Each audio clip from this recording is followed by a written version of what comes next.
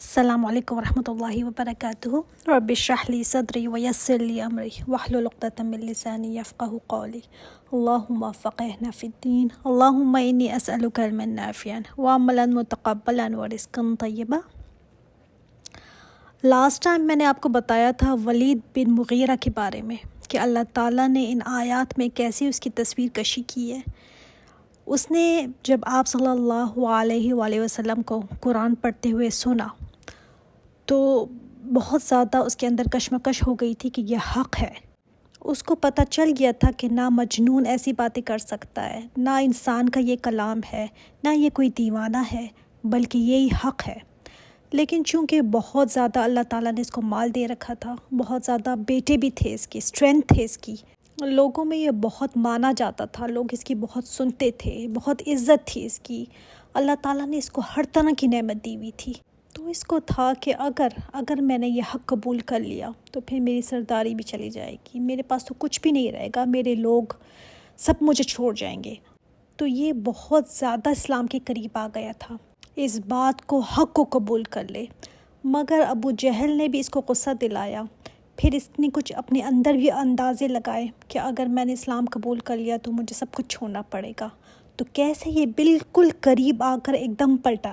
تو اللہ تعالیٰ نے اس کے بارے میں فرمایا کہ مارا گیا، یہ کیسے اس نے اندازہ لگایا، مارا گیا، ہلاک ہو گیا یہ۔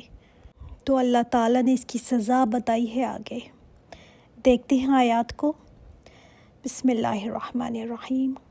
سأصلیہ سقر، ان قریب میں داخل کروں گا اسے جہنم میں۔ وما ادراک ما سقر، اور کیا چیز تمہیں بتائے کہ کیا ہے وہ سقر۔ سقر بھی جہنم کا ایک طبقہ ہے، جیسے اور طبقات ہیں نا جہنم کے، جحیم ہے، حطمہ ہے، حاویہ ہے، لظا ہے، اسی طرح سقر بھی ہے۔ اور اس کی صفت کیا ہے؟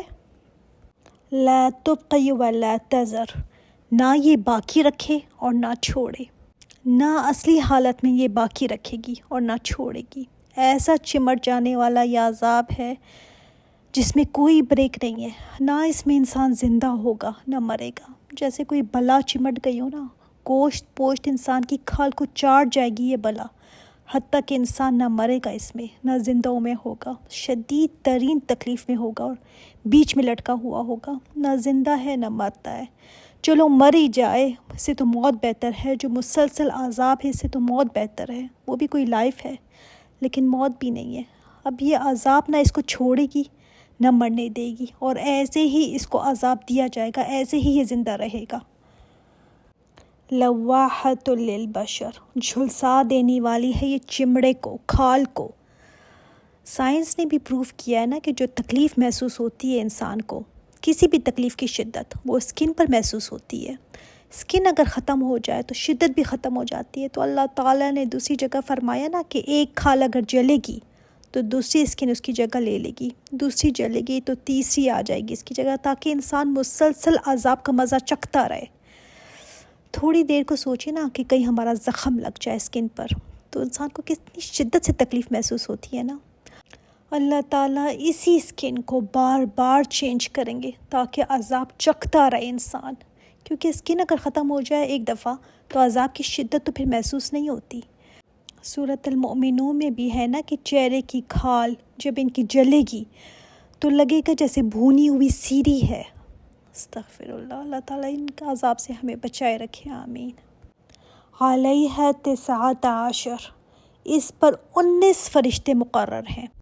ہم ان کی قوت کا اندازہ ہی نہیں لگا سکتے، ہم یہ نہیں کہہ سکتے 19 ہی کیوں، اللہ تعالیٰ کو ہی پتہ ہے کہ ایک زیادہ کیوں نہیں اور ایک کم کیوں نہیں۔ ہمیں نہیں پتہ کہ یہ 19 کتنے طاقتور ہیں کہ فوجوں کے برابر ایک کی طاقت ہو سکتی ہے۔ آپ دیکھ لیں نا، ملک الموت ایک وقت میں ہزاروں لاکھوں جانیں نکال لیتے ہیں، تو کتنی پاور ہے ان کی۔ تو یہ 19 فرشتے مامور ہوں گے، اس پر داروغے ہوں گے۔ اس کی ڈیٹیل آگے آ رہی ہے۔ اب یہاں تک آیات نازل ہوئی، وحی نازل ہوئی، اور کہا جاتا ہے آیت نمبر 31 کچھ عرصے بعد نازل ہوئی تھی۔ اللہ تعالیٰ نے 19 فرشتوں کا بتا کر امتحان لیا، آیتیں آگے روک لی گئیں۔ آگے آ رہا ہے امتحان لیا گیا لوگوں کی ایمانوں کا، یہ بتا کر کچھ عرصے بعد کوئی بات نہیں آئی۔ پھر جب چاہا اگلی آیات نازل فرمائی۔ اگلی آیت بہت لمبی ہے۔ اگلی آیت میں اللہ تعالیٰ نے فرمایا وَمَا جَعَلْنَا أَصْحَابَ النَّارِ إِلَّا مَلَائِكَةً، اور نہیں ہم نے بنائے آگ کے نگران مگر فرشتے، یعنی آگ کے جو داروغے ہیں وہ فرشتوں کو بنایا گیا ہے۔ یہ بات کیوں کہی گئی؟ دراصل جب یہ آیت نازل ہوئی نا کہ 19 فرشتے 29 فرشتے مقرر ہیں، تو ایک شور مچ گیا قریش میں۔ وہ کفار کو کوئی شوشہ ہی چاہیے ہوتا تھا کہ کوئی بات ان کو ملے تو اس کا مذاق بنائے۔ تو جب یہ آیت اتری تو ابو جہل نے کہا قریشیوں یہ تو صرف 19 ہیں، ہم تو مل کر ان کو ہرا دیں گے، اور 10 کو تو میں نپٹ لوں گا، 9 کو تم نپٹ لینا۔ ایک آدمی تھا ابو الحجدین ابن سعیب بن خلف تھا اس کا نام۔ اس نے گنتی کو سنا تو کہا قریشیوں تم بس 2 فرشتوں کو دیکھ لینا، باقی 17 کے لیے میں کافی ہوں۔ بڑا مغرور آدمی تھا، بہت طاقتور بھی تھا۔ گائے کے چمڑے پر کھڑا ہو جاتا تھا نا تو 10 طاقتور آدمی اس کے پیروں تلے سے اگر نکالنا چاہیں چمڑے کو تو وہ چمڑا ٹکڑے ٹکڑے ہو جاتا تھا، مگر اس بندے کے قدم نہیں ہلتے تھے اپنی جگہ سے، اتنا یہ طاقتور تھا۔ یہ وہ آدمی تھا جس نے آپ صلی اللہ علیہ وآلہ وسلم کو کہا تھا کہ آپ میرے سے کشتی کریں، ریسلنگ کریں، اگر آپ نے مجھے گرا دیا تو میں آپ کی نبوت کو مان جاؤں گا۔ چنانچہ آپ صلی اللہ علیہ وآلہ وسلم نے اس سے کشتی کی تھی اور کئی بار گرایا بھی تھا، لیکن جس کو اسلام نصیب نہیں ہوا۔ تو ان کے لیے مذاق کی بات بن گئی تھی وہ آیت، اس لیے اللہ تعالیٰ نے ان کو کھلی چھٹی دی ہوئی تھی کہ مذاق بنا لیں۔ کچھ عرصے بعد اگلی آیت پھر نازل ہوئی کہ یہ آگ پر جو معمور فرشتے ہیں نا، یہ کوئی انسان تھوڑی ہیں، تم کہتے ہو نا تم نپٹ جاؤ گے ان سے، یہ فرشتے ہیں، فرشتے۔ اللہ تعالیٰ نے فرمایا یہ گنتی جو ہے نا یہ تمہیں جو بتائی گئی ہے وَمَا جَعَلْنَا عِدَّتَهُمْ إِلَّا فِتْنَةً لِلَّذِينَ كَفَرُوا، یہ تو فتنے کے لیے بتائی گئی ہے، ٹیسٹ ہے کافروں کا۔ کافر کیا کریں گے اس کو جان کر؟ ان کے امتحان کیسے ہو گیا؟ ان کا امتحان لیا گیا کہ اب یہ کرتے کیا ہیں، مانتے ہیں کہ نہیں۔ وہ کسوٹی ہوتی ہے نا جس پر کسی کو رکھ کر رگڑا جاتا ہے کہ اصلی بھی ہے کہ نہیں۔ تو کافروں کا یہ سن کر کیا بیہیویئر ہوتا ہے؟ انہوں نے تو بہت مذاق بنایا اس کا، بہت ہنسی اڑائی، بڑا مذاق بنایا اس چیز کا، اس آیت کو لے کر۔ انہوں نے کہا یہ اتنے سے فرشتے ہمارا کیا کر لیں گے، ہم خود ہی ان کو دیکھ لیں گے، 19 ہی تو ہیں، کوئی 19 ملین ہوتا تو بات بھی تھی، کوئی 19 لاکھ ہوتے تو بات بھی تھی۔ اللہ تعالیٰ نے فرمایا یہ گنتی آزمائش ہے کافروں کے لیے، لِيَسْتَيْقِنَ الَّذِينَ أُوتُوا الْكِتَابَ، تاکہ یقین آ جائے ان لوگوں کو جو دیے گئے کتاب۔ کتاب والے کون تھے یہ لوگ؟ یہود جو وہاں پر تھے نا، ان کو کیسے یقین آئے گا جب وہ دیکھیں گے نا کہ ہماری کتاب میں بھی یہی لکھا ہوا ہے، اور ان کی کتاب میں بھی جو آپ صلی اللہ علیہ وسلم بتا رہے ہیں یہ بھی یہی بتا رہے ہیں۔ تو اس کا مطلب کیا ہے کہ آپ صلی اللہ علیہ وآلہ وسلم سچے نبی ہیں، وہی بات بتا رہے ہیں جو ان کی کتاب میں بھی ہے۔ وَيَزْدَادَ الَّذِينَ آمَنُوا إِيمَانًا، اور ایمان والوں کا ایمان زیادہ ہو۔ کیسے ایمان والوں کا ایمان بڑھے گا؟ کہ قرآن مجید میں جو باتیں آ رہی ہیں نا وہی پچھلی کتابوں میں بھی آئی ہیں، اور آپ صلی اللہ علیہ وسلم نے پچھلی کتابیں تو نہیں پڑھی تھیں، تو اس کا مطلب یہ وحی الہی ہے۔ تو ایمان والوں کا سن کر ایمان اور بڑھے گا۔ وَلَا تَرْتَابَ الَّذِينَ أُوتُوا الْكِتَابَ، اور نہیں شک میں رہیں گے وہ لوگ جو دیے گئے کتاب، یعنی ان کو یقین آ جائے گا کہ آپ صلی اللہ علیہ وآلہ وسلم اللہ کی سچی نبی ہیں، یا اس بات پر یقین آ جائے گا کہ کوئی شک ان کو نہیں رہے گا کہ 19 فرشتے ہی مقرر ہوں گے۔ وَالْمُؤْمِنُونَ، اور نہ مومن شک میں رہیں گے، ان کا یقین اور بھی زیادہ بڑھ جائے گا۔ اس سے پتہ چلتا ہے نا کہ ایمان بھی بڑھتا اور گھٹتا رہتا ہے۔ بعض ایسی چیزیں ہوتی ہیں جس سے ایمان بڑھتا ہے، بعض ایسی چیزیں، ایسی مجالس، ایسی کمپنیز لوگوں کی ہوتی ہیں جس سے ایمان انسان کا گھٹ جاتا ہے۔ ایمان کو بڑھانے والے جو فیکٹرز ہیں نا ان کو دیکھیں کہ کون سے کام ایسے ہیں جس سے میرا ایمان بڑھتا ہے۔ خود ہی آپ کو اندازہ لگائیں نا، خود ہی اپنا انالیسس کریں، اس چیز کو کنٹینیو رکھیں جس سے آپ کا ایمان بڑھتا ہے۔ ان لوگوں کے ساتھ بیٹھیں، ان کی کمپنی میں زیادہ سے زیادہ ٹائم گزاریں۔ مثلاً اگر قرآن پڑھنے سے یا تسبیح کرنے سے یا کسی کی خدمت کرنے سے یا کوئی اللہ تعالیٰ کی بات سننے سے آپ کا ایمان اگر بوسٹ کرے نا تو زیادہ تر اس کو کنٹینیو رکھیں اپنی لائف میں۔ تو اللہ تعالیٰ نے یہاں پر ٹیسٹ کیا۔ کیوں؟ کیا ضرورت ہے ٹیسٹ کرنے کی؟ ٹیسٹ سے پتہ چلتا ہے نا کہ کون پروموٹ ہوتا ہے اور کون سے ہیں جو فیلئر ہیں۔ اسی لیے اللہ تعالیٰ نے یہاں پر ان کو آزمائش میں ڈالا تاکہ جو خبیث ہیں نا ان کی خباثت ظاہر ہو جائے۔ دیکھیں اللہ تعالیٰ کسی کو اس بات پر سزا نہیں دیتے کہ تمہارے دل میں یہ بات تھی، بس جب تک کہ وہ اس کو ظاہر نہ کر دے۔ ظاہر اگر کر دے پھر عمل بھی کرے تو پھر اس کو سزا ملتی ہے۔ تو جن کو سزا ملتی ہے نا، ظاہر ہوگا تو سزا ملے گی، اور جن کے اندر نیکی ہے وہ نیکی بھی ظاہر ہوگی تاکہ اس کے مطابق اس کو اجر ملے۔ ادھر بھی ایمان والوں کا ایمان بڑھا، یہ بات سن کر اور کافروں نے مذاق بنایا، ان کا کفر بڑھا اس سے۔ وَلِيَقُولَ الَّذِينَ فِي قُلُوبِهِم مَرَضٌ۔ اب اللہ تعالیٰ نے گنتی کیوں بتائی یہاں پر؟ وہ لوگ جن کے دلوں میں بیماری ہے، مطلب منافق، وَالْكَافِرُونَ اور کافر، مَاذَا أَرَادَ اللَّهُ بِهَذَا مَثَلًا، وہ کہیں گے کیا ضرورت تھی، مقصد کیا ہے اس کو بیان کرنے کا؟ نہ بتانے کی ضرورت ہے کہ کتنے فرشتے مقرر ہیں، نہ یہ فساد پیدا ہوتا، کیا ضرورت ہے بتانے کی کہ 19 فرشتے ہیں؟ اس بات پر علیہ 19 کیا ضرورت ہے یہ بتانے کی؟ اور دیکھیے آپ نے رسپانسز دیکھے، ہر ایک کا ریئیکشن ڈیفرنٹ ہے، کچھ اس سے ہدایت پا رہے ہیں، کچھ گمراہی میں آگے بڑھ رہے ہیں۔ ہم بھی ذرا سوچیں نا کہ ہمارا اللہ تعالیٰ کی آیات سن کر کیا ریئیکشن ہوتا ہے، ہمارا ایمان بڑھتا ہے کہ نہیں؟ ہم بات کی کھال نکالتے ہیں کہ بتانے کی یہ ضرورت کیا تھی۔ اللہ تعالیٰ نے فرمایا كَذَلِكَ يُضِلُّ اللَّهُ مَن يَشَاءُ وَيَهْدِي مَن يَشَاءُ، اسی طرح اللہ تعالیٰ بھٹکا دیتا ہے جس کو چاہتا ہے اور ہدایت دیتا ہے جس کو چاہتا ہے۔ اچھا، بعض لوگ کہتے ہیں جب اللہ تعالیٰ نے ہی چاہنا تھا بھٹکانا تو ہم کیا کریں؟ سورۃ البقرہ میں نا اللہ تعالیٰ نے ایک اور بات فرمائی ہے جس سے یہ کمپلیٹ سمجھ آتی ہے۔ فرمایا اللہ تعالیٰ نے گمراہ نہیں کرتا مگر فاسقوں کو۔ فاسق کون ہوتے ہیں؟ جو اللہ تعالیٰ کی حدوں کو توڑتے ہیں۔ ایسا نہیں ہے کہ پہلے سے ہی اللہ تعالیٰ کسی کو اس راستے پر کر دے اور کسی کو اس راستے پر نہیں، وہ ظلم کرنے والا نہیں ہے۔ جو طلب کرتا ہے نا ہدایت کو، اس کے لیے اللہ تعالیٰ راستے کھول دیتا ہے ہدایت کے، اس میں آسانی پیدا کر دیتا ہے۔ شروع میں دیکھیں جیسے دین پر چلنا مشکل لگتا ہے، مگر طلب کے ساتھ جب انسان اس پر چلنا شروع کرتا ہے نا تو ایسے راستے کھلتے چلے جاتے ہیں۔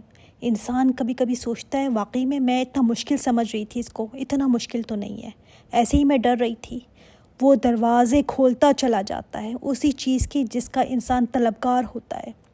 اب دیکھیے صحابہ کو، وہ اس چیز کے پیچھے نہیں پڑے کہ 19 فرشتے ہوں گے، یہ تو بہت کم تعداد ہے، اتنے کم کیسے سب کو کنٹرول کریں گے؟ نہیں، وہ ان چیزوں کے پیچھے نہیں گئے۔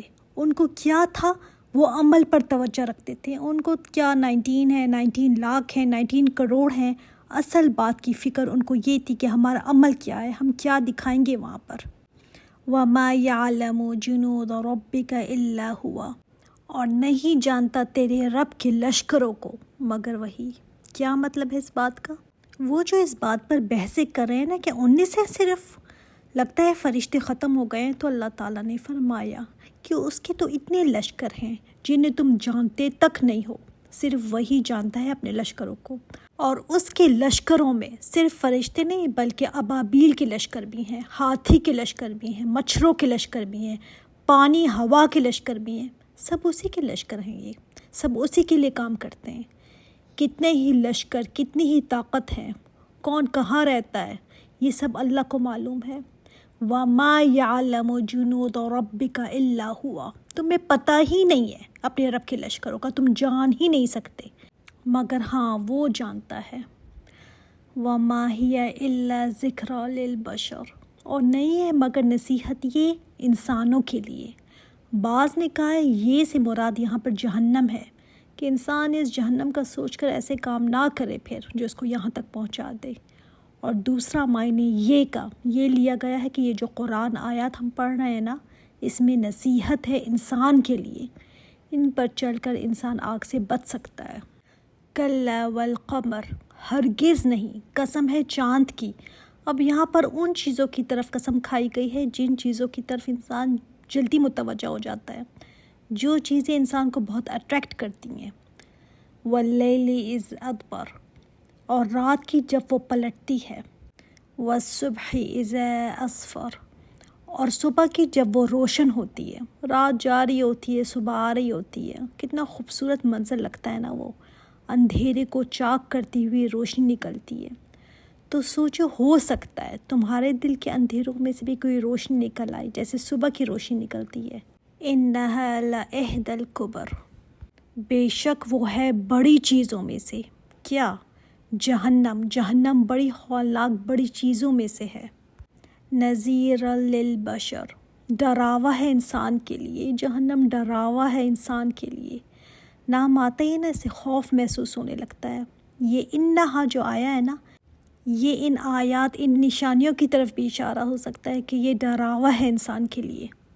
لمن شاء منکم ان یتقدم او یتأخر، ہر اس انسان کے لیے جو چاہے تم میں سے آگے بڑھنا یا پیچھے ہٹنا۔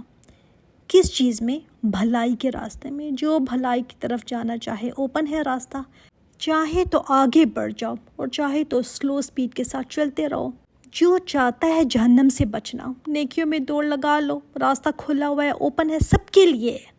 چاہے تو بھولے رہو، پیچھے رہو، آہستہ آہستہ چلو، چاہے تو دوڑ لگاؤ اس میں۔ قیامت کے دن اللہ تعالیٰ بتا دیں گے کہ کون آگے بڑھا اور کون پیچھے رہا۔ کل نفس بما کسبت رہینہ، ہر نفس جو اس نے کمائی کی ہے نا، ہر نفس نے اس کے بدلے رہن ہے، یعنی ہر نفس گروی ہے۔ جیسے کوئی شخص قرض کے بدلے اپنی کوئی چیز رکھواتا ہے نا، جیسے بینک میں لون لیا ہو تو اس کے بدلے کوئی پلج کرا دیتے ہیں، کوئی چیز رہن رکھوا دیتے ہیں، وہ آپ کی چیز اس کے پاس رہے گی۔ اب آپ اس سے فائدہ نہیں اٹھا سکتے، آپ نے اپنی چیز رکھوائی ہوئی ہے کسی کے پاس، جب تک میں قرض نہ لوٹا دوں۔ تو یہ ایک طرح کی گارنٹی ہوتی ہے۔ اسی طرح قیامت کے دن ہر نفس اپنے عمل کے بدلے میں قید رہے گا۔ اگر وہ نیکیاں لے کر آئے گا تو اپنے آپ کو چھڑوا لے گا، اور نہیں لے کر آتا تو اس کو رہائی نہیں مل سکتی، پھر قید ہے اس کے لیے۔ خود کو چھڑانے کے لیے، اپنے آپ کو، اپنے نفس کو فری کرانے کے لیے نیک کاموں کی ضرورت ہے۔ اگر فری نہ کرا سکے نا تو پھر ہمیشہ کی آگ ہے وہاں پر، ہمیشہ کی قید ہے، کیونکہ نفس تو قید ہے وہاں پر، اس کو چھڑوانا ہے۔ اب چاہے تو انسان خود کو یہاں پر قید کر کے، اپنے آپ کو باندھ کے، نیک اعمال کر کے خود کو لگام دے یہاں پر، اور وہاں پر خود کو چھڑوا لے، یا پھر یہاں پر خود کو آزاد رکھے، اپنی منمانی کرے اور وہاں جا کر قید ہو جائے۔ وہاں کی قید تو پھر جہنم ہے۔ ہر انسان نا ہر صبح خود کو بیچتا ہے، فور سیل لگاتا ہے۔ صبح ہوتے ہی انسان کام کاج، کاروبار، اس سے ملنا اس سے ملنا، سارا دن وہ باہر گھومتا ہے۔ شام کو جب وہ گھر واپس آتا ہے تو کسی نے خود کو جنتی بنا دیا ہوتا ہے اور کوئی خود کو جہنمی کا مستحق بنا کر آ جاتا ہے۔ سارا دن اس نے کیا کیا؟ کہیں جھوٹ بولا، کہیں وعدہ توڑا، کہیں دھوکہ دیا، کہیں چیٹنگ کی، کسی کا حق مارا، ہیرا پھیری کی، کن کن چیزوں میں اس نے خود کو کھپایا سارا دن۔ تو جو بھی وہ سارا دن عمل کر کے آیا ہے، اس کے بدلے میں رہن ہے اس کی جان۔ اور کلو نفسن، اس میں ہم بھی آ گئے نا، سب آ گئے اس میں، ہر ایک کا نفس قید ہے۔ اب تم نے جو کمائی کی ہوگی، نیک اعمال کی ہوگی تو چھڑا لو گے اپنے نفس کو، اور نہیں کی ہوگی، ادھر کھلے آزاد پھرتے رہو گے تو ادھر جا کر قید ہی قید ہے پھر۔